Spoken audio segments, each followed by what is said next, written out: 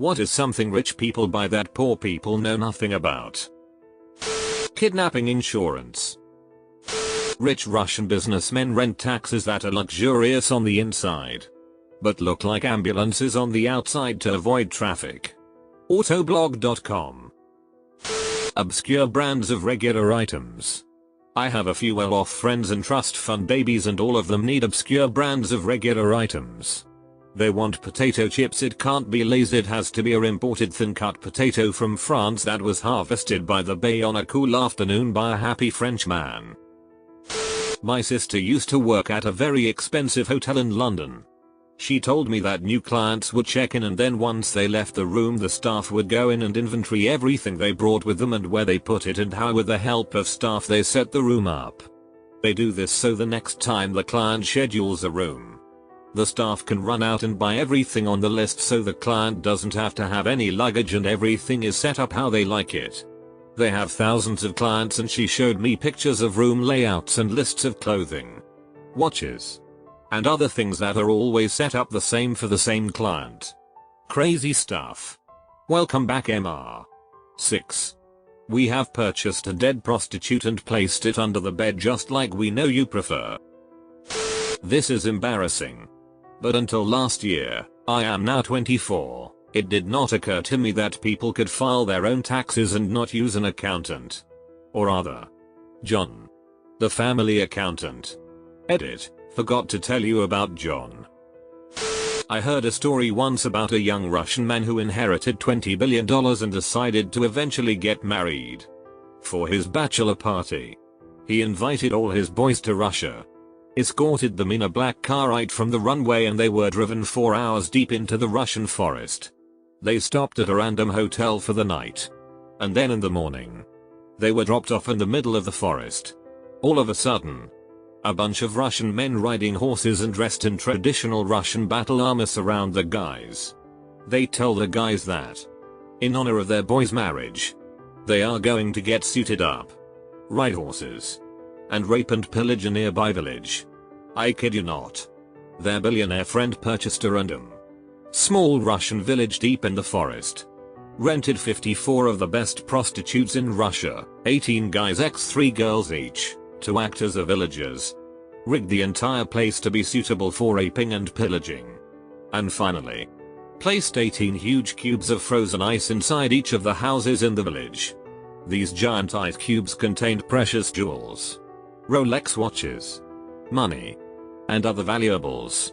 The 18 guys were all given a time limit, and the girls were incentivized with money to distract the guys as much as possible in their quest to break down the solid ice blocks. I will let your imagination run wild. Poor people. This is basically how Dubai was built almost overnight. From what I've seen in Switzerland, most very rich people don't actually appear to be rich. They live in big houses, but it's all very private and they don't show off their wealth like other less rich people that try to show off everything they own and don't own. The houses are usually in remote places and with walls or bushes to stop you from seeing what's inside. The typical nouveau rich will just show off their mansion at every opportunity. A very rich guy is not the one that is driving a Ferrari and slowing down to revving his engine near women. A very rich guy is the one that you don't actually see. You merely feel the wealth when the occasional Bentley or Rolls-Royce passes by without making heads turn. Some anecdotal story that happened with me. I was at an ATM machine in Switzerland, behind an old lady that looked to be quite poor. When it was my turn to use the machine, I noticed that she didn't remove her card and I could still check how much money she had in her bank account and even withdraw money.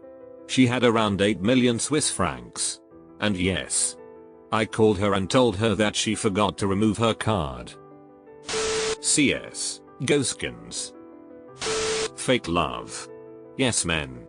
People who will pretend that you are brilliant and correct and righteous and meaningful when really you are just rich. Poor people don't understand what it means for someone to act respectful and sincerely because no one would ever do that to a poor person. A lot of people have multiple cars, but rich people have cars specifically for the weekend.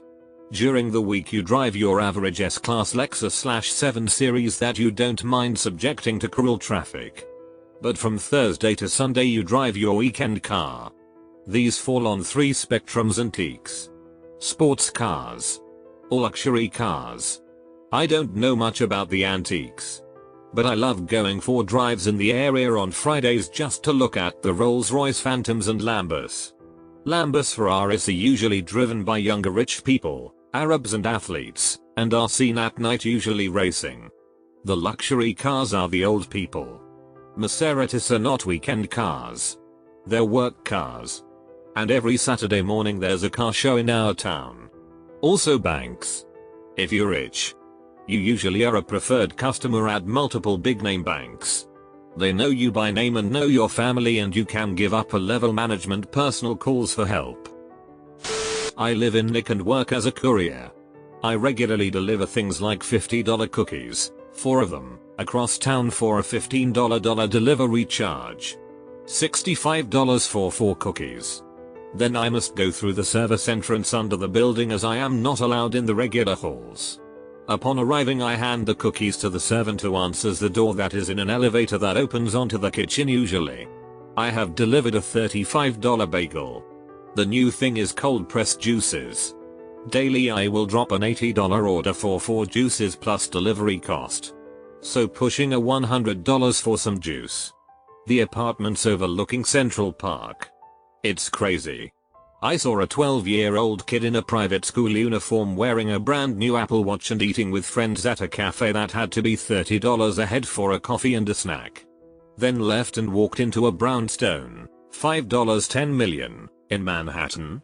That kid will go to a schools that I will never see. Make friends and connections that are impossible otherwise.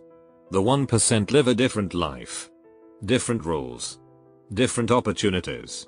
I think it's great for them. My only concern is the resources that are required to maintain that life are staggering. The carbon footprint. The man-hours of people serving them. Mind-boggling.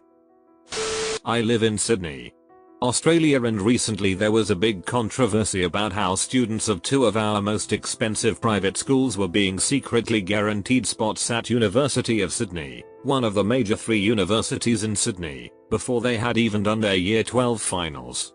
Everyone else in the state stresses out over Year 12 to get good grades and get a good ATA, equivalent of GPA, and these kids didn't have to lift a finger just because their parents were rich. So there's that.